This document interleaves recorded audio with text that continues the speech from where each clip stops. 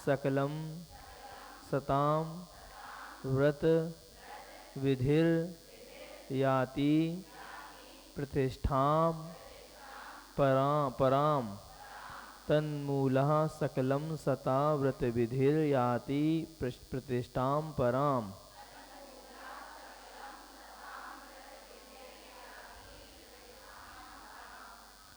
यत्प्रोक्तं प्रतिमाविराभिरमितो विस्तारिभिः सूरभिः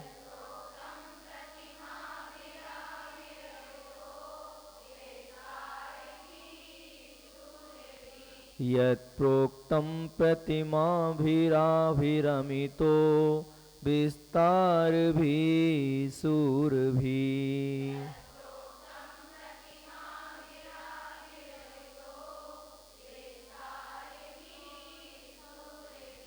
ज्ञातव्यं तदुपासकाध्ययनतो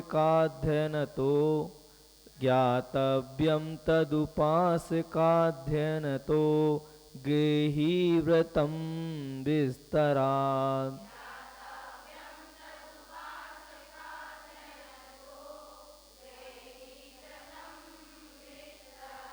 ज्ञातव्यं तदुपासकाध्ययनतो गेहि व्रतं विस्तरात्।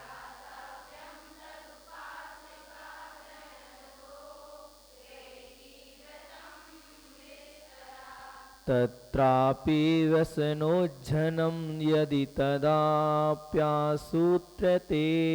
त्रैव यत्।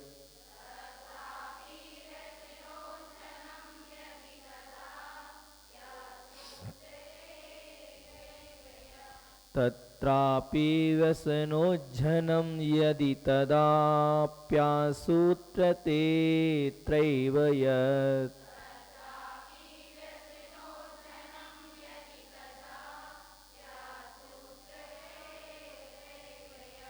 तन्मूलः सकलं सतां व्रतविधिर् याति प्रतिष्ठां पराम्।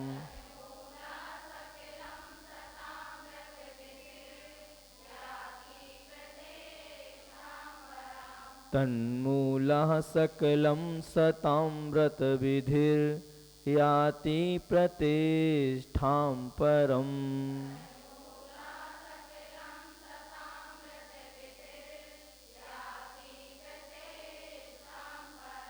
पढ़ो।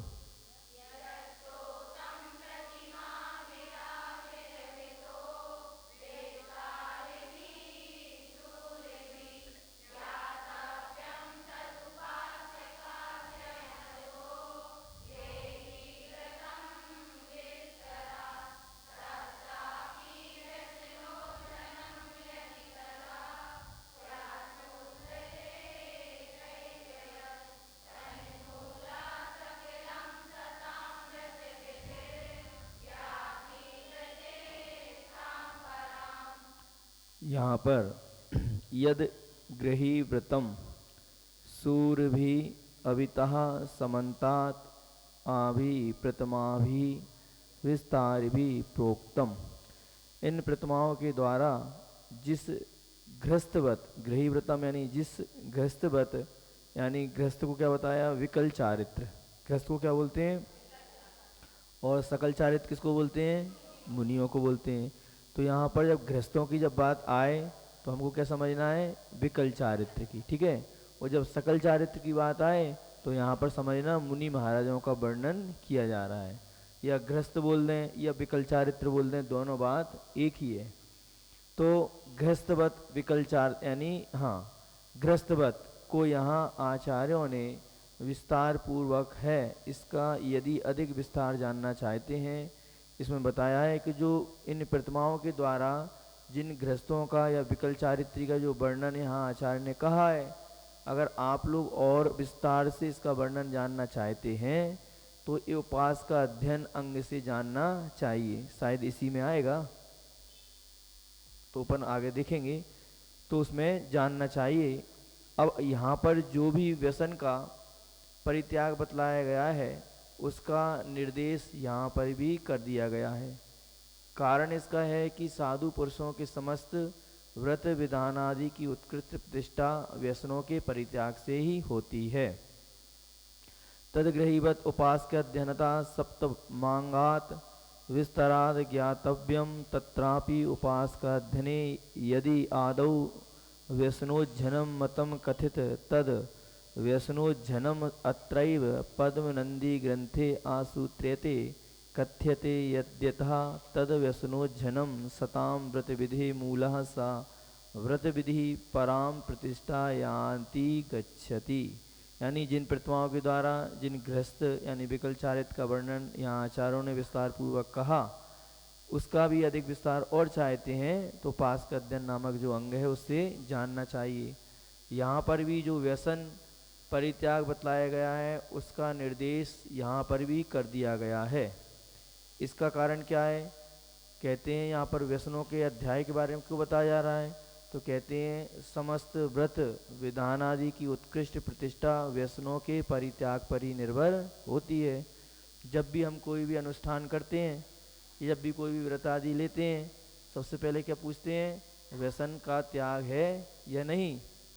पंचकर्णक आदि में भी तुम लोग पंचकर्णक प्रतिष्ठा महोत्सव में रहते हैं तो आपसे प्रतिष्ठाचार्य वगैरह पूछते हैं ना, भैया व्यसनी तो नहीं है, व्यसन का सेवन तो नहीं करते। क्यों? क्योंकि हमारा जो भी प्रतिष्ठाएं हैं, जो भी क्रियाएं हैं, व्रत विधान आदि हैं, वो सारे के सारे व्यसनों पर ही आधारित। व्यसन अगर हमारे त्याग नहीं होंगे तो चाहे कितनी पूजन कर लो, कितना ही पाठ कर लो, उससे कुछ होने जाना है ही नहीं। इसलिए पहले कह दिया सबसे पहले व्यसन का त्यागी होना चाहिए। और जब तक हम व्यसन के त्यागी नहीं होंगे, व्यसन के त्याग करने में कुछ नहीं है। सबसे अच्छा, सबसे पहले किसी चीज़ का त्याग करो अथवा नहीं करो, लेकिन सप्त व्यसनों का त्याग करना चाहिए। ठीक है ना। इसलिए आगे इसमें बताएंगे कौन कौन से व्यसन होते हैं। इसलिए अपन को समझना है, चाहे तुम कितना ही स्वाध्याय कर लो चाहे कितना ही पढ़ाई कर लो, चाहे कितनी व्रत पूजन कर लो, चाहे कितनी चौकी लगा लो, जब तक हमारे व्यसन का त्याग नहीं होगा वो सारे के सारे क्या हो गए? हमारे निष्फल हो गए। इसलिए सबसे पहले तुम लोगों को भी और अपने बच्चों को भी व्यसनों का त्याग कराना चाहिए।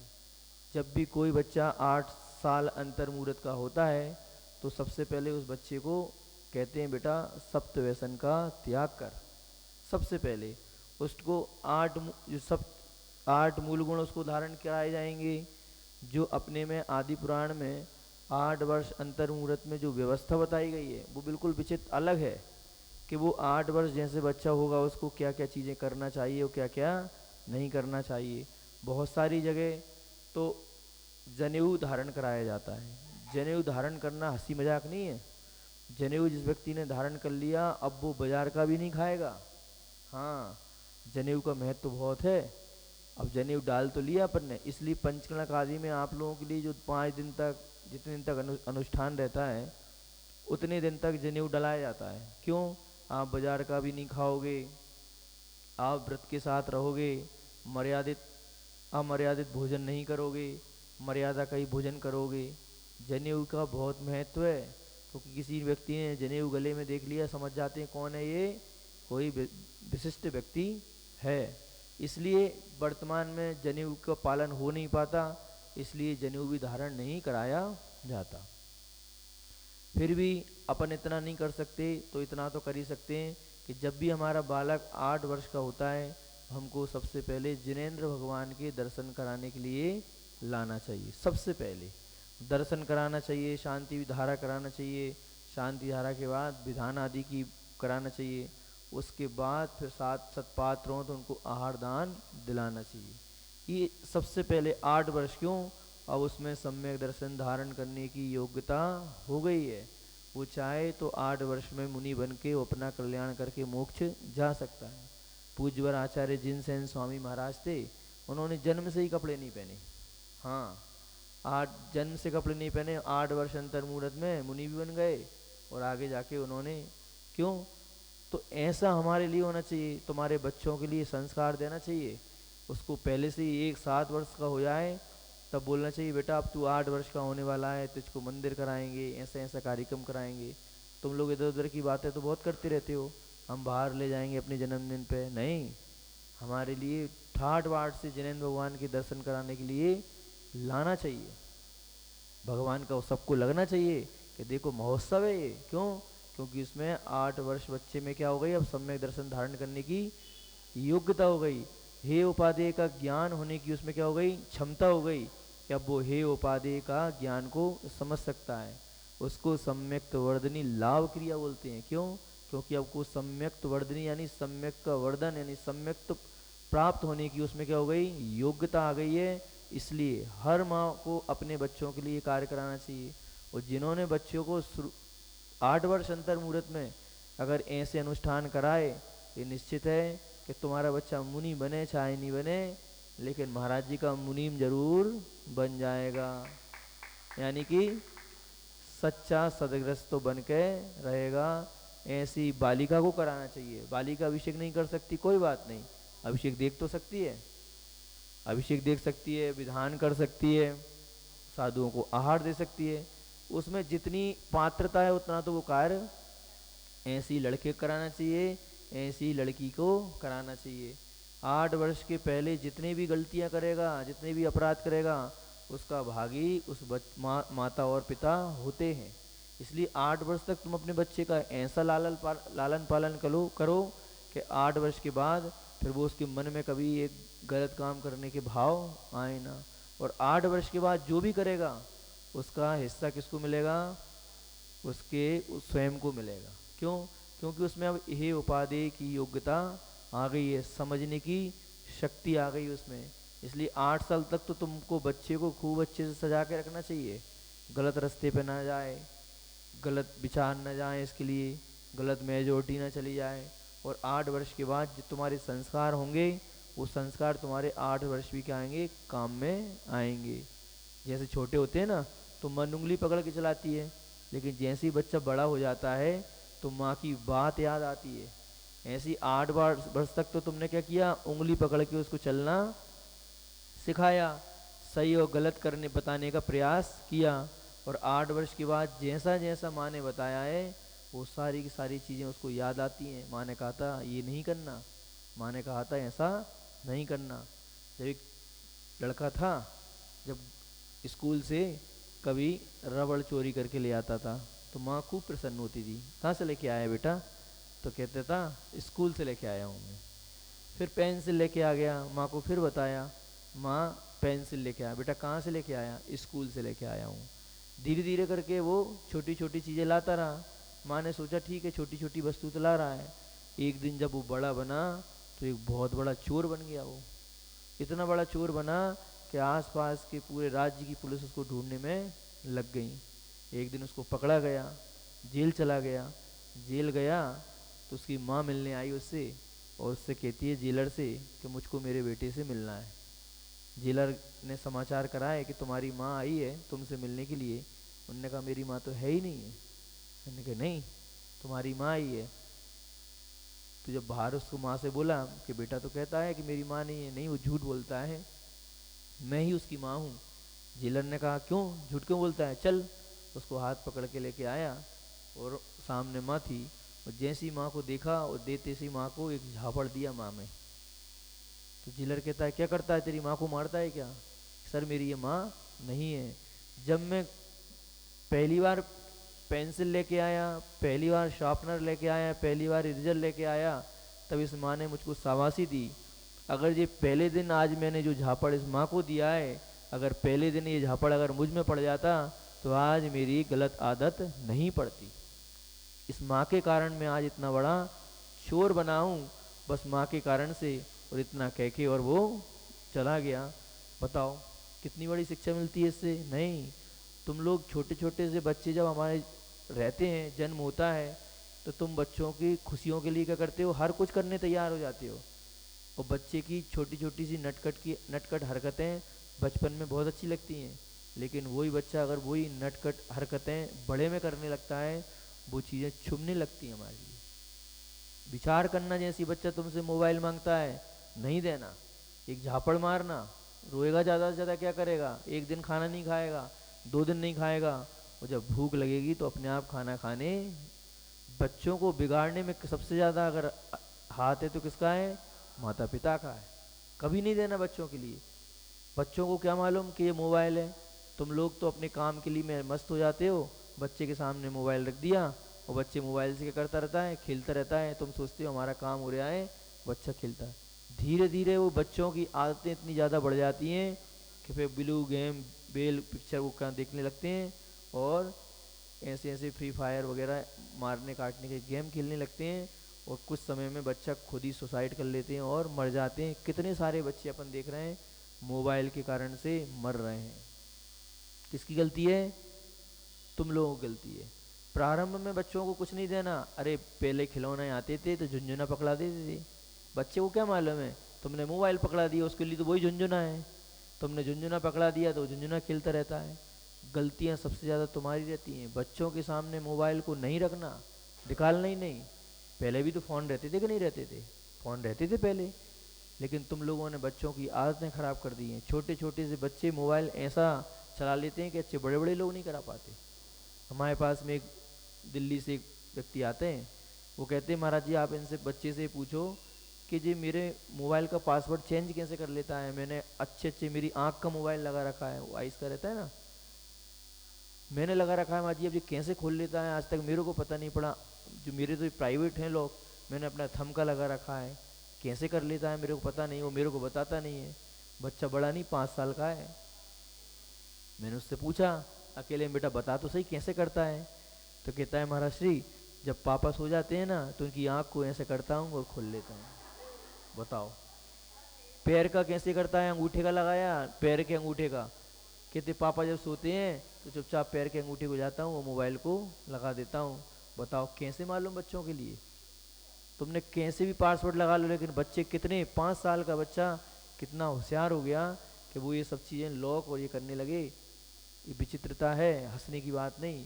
तुम लोगों को प्रायश्चित और पश्चाताप लेना चाहिए कि बच्चे अगर बिगड़ रहे हैं तो उनमें सबसे ज़्यादा अगर भूमिका है तो आपकी भूमिका है।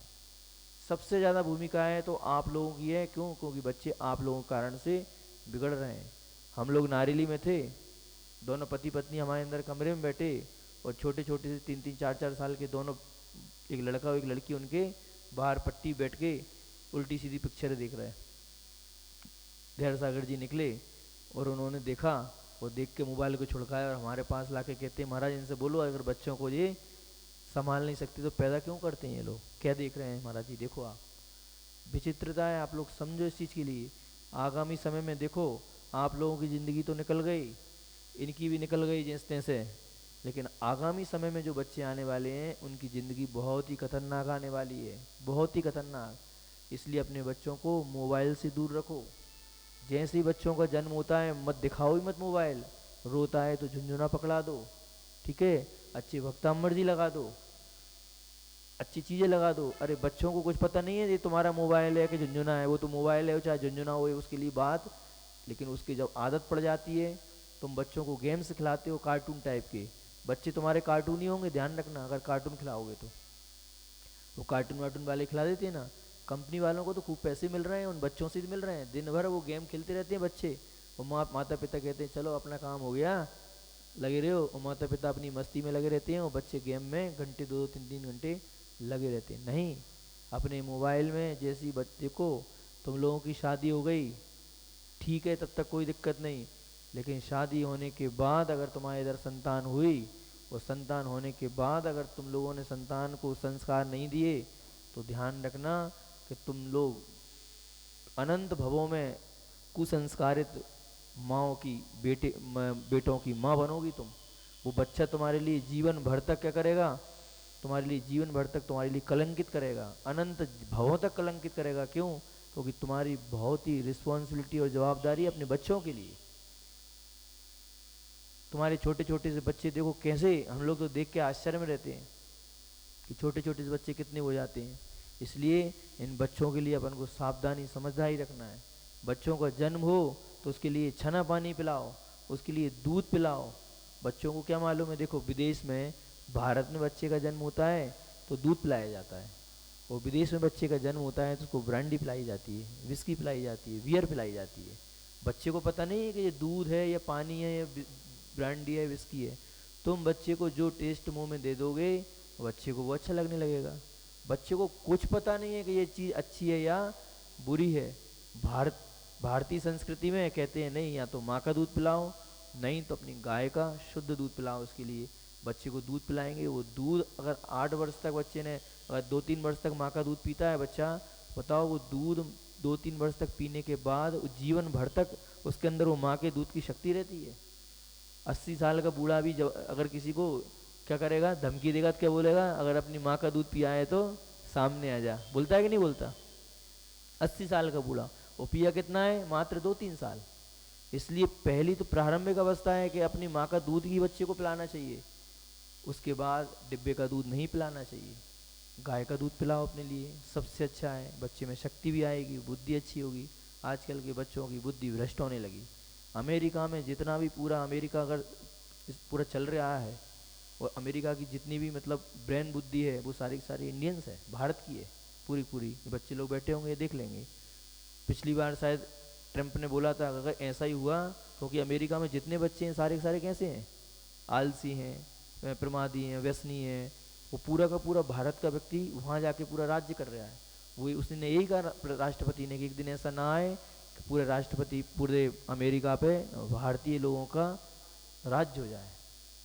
वो भी डरते हैं इस चीज़ से, क्यों, अपने भारत का ब्रेन वो उन्होंने पाश्चात्य संस्कृति ये स्थिति अपनाई कि आगे चल के वो सोच रहे हैं कि नहीं भारत के लिए वो पाश्चात्य संस्कृति को मिटाना है, भारतीय संस्कृति को मिटाना है हमारे लिए। क्यों, क्योंकि भारतीय लोगों में ब्रेन ज़्यादा रहता है, दिमाग ज़्यादा रहता है, काम ज़्यादा रहता है। इसलिए अपने लोग पूरे पूरे यहाँ के लोग कहाँ जा रहे हैं, विदेश जा रहे हैं, वहाँ के लोगों को संपन्न कर रहे हैं, फल फूल रहे हैं सारे के सारे लोग। और हमारे यहाँ के लोग इसलिए अपने बच्चों के लिए समझदारी नहीं, मोबाइल नहीं देना, सबसे पहले दूध दो, मत दो, फास्ट फूड मत खिलाओ। ये जितनी भी पाश्चात्य संस्कृति जो वस्तुएं आ रही हैं वो भारतीय संस्कृति के भारतीय बच्चों को बिगाड़ने के लिए, उनका दिमाग को खराब करने के लिए कर रहे हैं। मैकाले ने बोला था ना कि भारत में सबसे ज़्यादा कौन है, अगर भारत को अगर जीतना है तो भारत की जो रीढ़ की हड्डी है एजुकेशन एंड मेडिसिन, अगर इन दोनों को परास्त कर दिया तो हम भारत पे दोबारा से कब्जा कर सकते हैं, नहीं तो भारत को कोई भी जीत नहीं सकता। ये हमारी सबसे शक्तिशाली 2 चीज़ थी, एक तो शिक्षा और एक चिकित्सा। और सबसे पहले इन अंग्रेज़ों ने उन दोनों पे क्या किया, परिहार किया, और आज दोनों की दोनों क्या हो गई, हमारी ख़त्म हो गई। इसलिए तो पूज्यवर आचार्य श्री बोल रहे हैं नहीं, शिक्षा को अपन को दोबारा जागृत करना है। हमारे लिए चिकित्सा में आचार्य क्यों बढ़ रहे हैं, जो चिकित्सा में ऐसे ऐसे कार्य अपने इधर होते थे, विदेशों में कुछ नहीं होते थे। यहाँ का लोहा इतना ऐसा रहता था कि जंग न लगे। अब जो विदेशों से लोहा आ रहा है उसमें जंग लगती है। हमारे यहाँ पर ऐसी ऐसी चीज़ें थी, लेकिन पाश्चात्य संस्कृति में अपन आके पैसों के लोभ में आके, क्योंकि वो धन ज़्यादा देते हैं, पैसा ज़्यादा देते हैं, उसके चक्कर में अपन ने पूरी संस्कृति को ख़त्म कर दिया। आचार्य यही बोलते हैं कि हम लोग मॉडर्नाइजेशन के चक्कर में हमने हमारी संस्कृति का मर्डर कर दिया। और ये अपराध तुम लोगों के लिए लगेगा अगर तुमने अपने बच्चों को सुरक्षित नहीं किया तो। रोएंगे 1 दिन 2 दिन 3 दिन, रोने देना, थोड़े पक्का दिल कर लेना। क्यों, क्योंकि हम बच्चों को सुरक्षित करने के लिए उसका 2-3 घंटे 2-3 दिन रोना भी सहन कर सकते हैं। और तुम एक बार अगर पिघल गए तो बच्चा बिगड़ने में बिगड़ गया, बच्चा तुम्हारे हाथ से बच्चा गया। समझ में आ रही है आप लोगों के लिए। इसलिए यहाँ जो व्यसन की बात अपने आई है तो कहते हैं सबसे पहले बताया जाएगा अगर तुम व्यसनी हो या नहीं हो। अगर तुम्हारे अंदर व्यसन है तो धर्म तुम्हारे अंदर तुम प्रवेश कर ही नहीं सकता। पहले तो क्या करना पड़ेगी, व्यसन के माध्यम से शुद्ध करो, और शुद्ध करने के बाद फिर क्या करना, जैसे हाथ धोने के लिए बेसन का उपयोग करते हैं नहीं, ऐसे ही अपने शरीर में कचरे को दूर करने के लिए व्यसन और बेसन ध्यान रखना। हाँ, व्यसन और हाथ धोने के लिए बेसन का उपयोग किया। ऐसे ही हमारे अंदर अगर कुछ चीज़ों को प्रवेश करना है अच्छी, तो किसको दूर करना पड़ेगी, व्यसनों को दूर करना पड़ेगी, तभी हम। इसलिए साधु पुरुषों के समस्त व्रत विधान आदि भी उत्कृष्ट प्रतिष्ठा व्यसनों के परित्याग पर ही निर्भर। बताओ कोई महाराज जी के पास में कोई व्यसनी व्यक्ति आए तो कैसा लगेगा। तुम ही लोग कहते हो महाराज जी अच्छा तो है ये व्यक्ति आ रहा है, लेकिन महाराज जी इसकी ये हरकतें हैं, आप थोड़ा ध्यान रखो। महाराज जी ये बहन बच्ची आ रही है, बहुत अच्छा है, आ तो रही है, लेकिन आप इस पर थोड़ा ध्यान रखो। आप कुछ चाहते हो कि नहीं चाहते? अच्छा बताओ, तुम्हारा लड़का कितना भी व्यसनी हो, लेकिन तुम्हारे मन में कह रहेगी कि हमारे घर में एक सुसंस्कारित अच्छी बहू आ जाए, क्यों लाना चाहते हो तुम? हाँ, क्योंकि अगर तुम्हारा लड़का चलो व्यसनी है, लेकिन लड़की अगर अच्छी आई तो पूरे परिवार को कर देगी, वो अच्छी कर देगी। लड़की दो कुलों की शान रहती है और दो कुलों को इज्जत बचाती है, एक तो मातृपक्ष की और दूसरा ससुराल पक्ष की। इसलिए स्त्री को कहा जाता है ये मांगलिक है, जन्म से मांगलिक है, शादी के बाद ही मांगलिक है और शादी के पहले भी मांगलिक है। इसलिए कन्या को मांगलिक कहा जाता है। और तुम लोग मांगलिक हो तो ऐसा कोई कार्य नहीं करना जो तुम्हारे लिए अमंगल का सूचक हो, क्योंकि जो व्यक्ति जितना मंगलकारी होता है वो दूसरे के लिए उतना अमंगलकारी भी होता है। इसलिए कन्या के लिए मांगलिक कहा है, इसलिए अपन को समझना है। अब सप्त व्यसन के बारे में समझते हैं। द्वित मास सुरावेश्या खेट चौर्य परांगनः। द्वित मास सुरावेश्या खेट चौर परांगनः।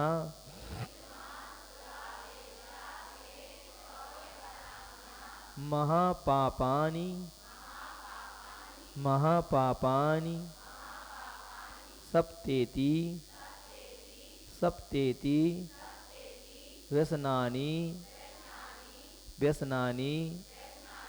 त्यजेत बुधा।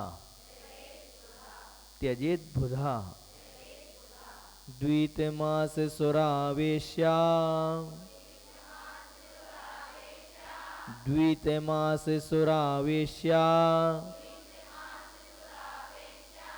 खेट चौर्य परांगनः।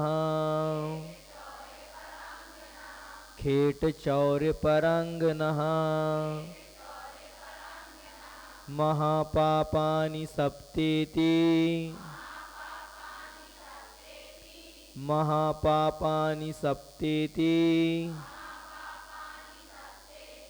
व्यसनानि त्यजेत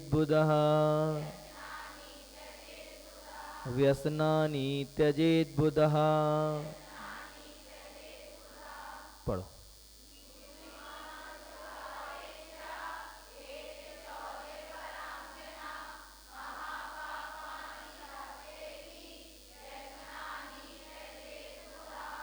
इति हेतु बुधः सप्त व्यसनानि त्यजेत। इति किम यथा महापापानि महापापयुक्तानि तान्येव दर्शयति। कौन कौन से नाम बता रहे हैं? द्वितम मासम सुरा वेश्या आठेटः क्षौर्यम परांगनः इति। कहते हैं जुआ, मांस, मद्य, वेश्या, शिखार, चोरी और परस्त्री, इस प्रकार के 7 महापाप रूप व्यसन हैं। बुद्धिमान पुरुष को इन सब का त्याग करना। किसकी बोल रहे हैं? बुद्धिमानों की बोल रहे हैं, मूर्खों की बात नहीं कर रहे हैं। किसकी बात कर रहे हैं? अब बताओ, बेगमगंज के लोग बुद्धिमान हैं या नहीं हैं? कम आवाज आ रही है या तो बात ही नहीं समझ रहे हैं भाई? तुम इधर से आवाज नहीं आ रही है बच्चे लोगों में से? बुद्धिमान हो? है वो बुद्धिमान? हाँ, बुद्धिमानों को इन सप्त व्यसनों का क्या करना चाहिए? त्याग करना चाहिए। तो कहते हैं व्यसन किसको बोलते हैं? बुरी आदत को व्यसन बोलते हैं। किसको बोलते हैं? बुरी आदत, जो हमारे जीवन को कलंकित करे, जो हमारे धर्म से दूर ले जाए, जो इहलोक परलोक को बिगाड़े, जो हमारे कुल को कलंकित करे, जो हमारे धर्म को कलंकित करे, जो हमारी मर्यादा को कलंकित करे, वो सारी की सारी आदतें बुरी रहती हैं और बुरी आदतों को व्यसन कहा जाता है। अब उसमें अपन सब लगा सकते हैं। क्रोध करना भी बुरी आदत है, लोभ करना भी बुरी आदत है, ये सब व्यसन के अंतर्गत आएंगे। हाँ, ध्यान रखना। इसलिए हमने पहले ही पूछ लिया बुद्धिमान हो। तुमने बहुत अच्छे से बोल दिया। क्यों? क्योंकि तुमने ये 7 के नाम सुन रखे हैं। 7 के